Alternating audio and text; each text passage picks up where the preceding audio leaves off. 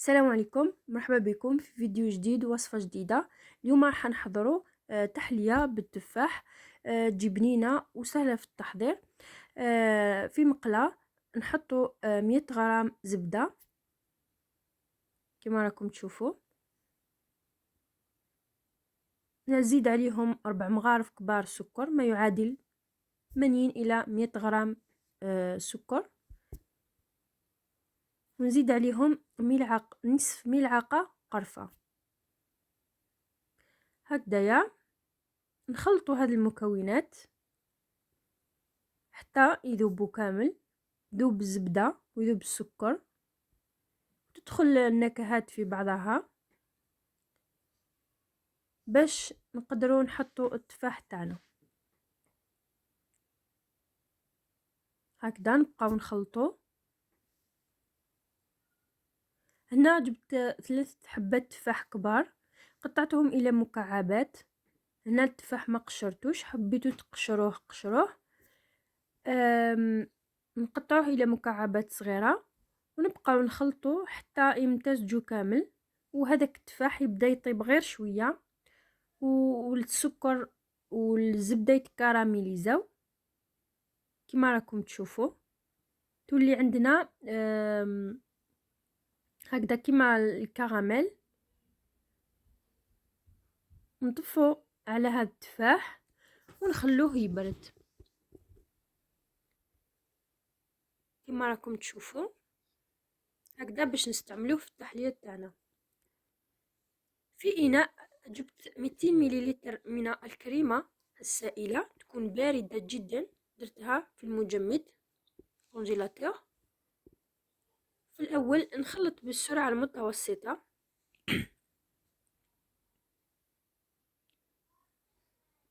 ثم ندير السرعه القصوى هكذا باش تطلع الكريمه تاعنا مليح. بعد ما طلعت الكريمه نزيدو عليها جبنه الماسكربون، ولا ما عندكمش ديروا جبن طازج ما يعادل 180 حوالي 180 غرام جبن طازج. انا درت 200 غرام ماسكربون. ونزيدو عليهم ملعقه ونصف من السكر الناعم، ملعقه كبيره. نزيدو لافاني هكذا ونكملوا نخلطوا. هاد الكريمه تجي حكمه روحها، تقدروا ديروها في مختلف التحليات كما راكم تشوفوا. نديروا الكريمه تاعنا في لابوش، نجيبوا لي فيغين تاعنا كما راكم تشوفوا. عندي تفاح، عندي بسكوي بودوار.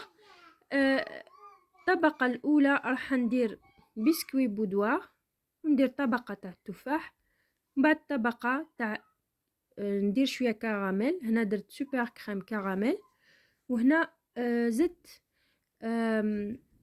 كريمه.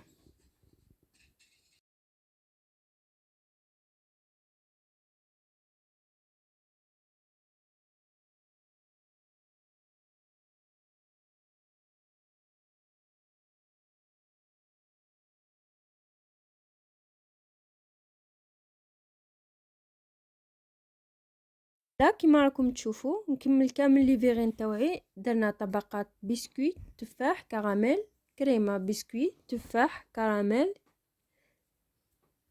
وكريمه. هنا نسيت الكراميل. هذه الوصفه تجي بزاف بنينه. جربوها لشهر رمضان هكذا باش ديروها للسحور ولا للسهره. ما بقى لي غير نقول لكم شكرا لكم على المتابعه، شكرا للمشتركين اللي معايا في القناه. ونقول لكم الا حبيتوا اكثر وصفات اكثر افكار ما عليكم الا بزياره موقعي مدونه الاسرار www.الاسرار.com اللي راح تلقاو الرابط تاعو في وصف القناه. كي تدخلوا القناه تاعي في الوصف حتلقاو موقعي على جوجل، تقدروا تدخلوا باش تشوفوا الافكار ومختلف الوصفات المكتوبه. والى اللقاء.